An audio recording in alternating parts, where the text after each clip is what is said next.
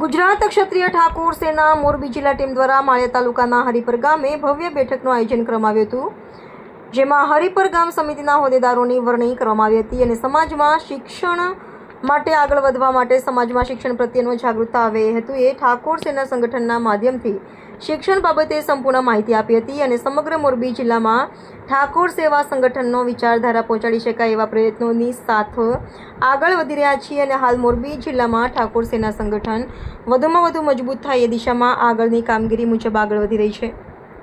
હરિપર ગામે મીટિંગનું આયોજન રાખવામાં આવ્યું હતું અને તેમાં મોટી સંખ્યામાં યુવાનો અને વડીલો ઉપસ્થિત રહ્યા હતા।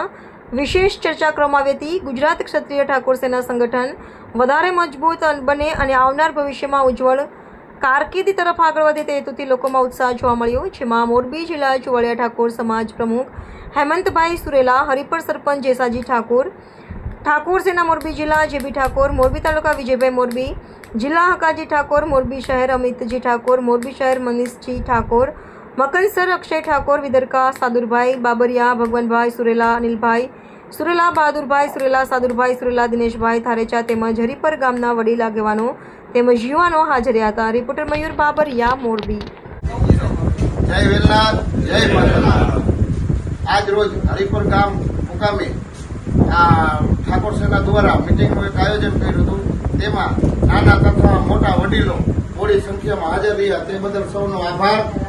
અને હરિપર ગામની એક મિટિંગ રાખવાનો તેનો મુદ્દો એ છે કે આગામી સમયમાં ઠાકોર સેના વધારે મજબૂત બને તે દિશામાં પ્રયત્ન કરી છે અને સમાજ ઉપર અત્યાચાર થતા હોય તેને રોકવા માટેનો પ્રયાસ કરશું અને સમાજના હક અને જેટલા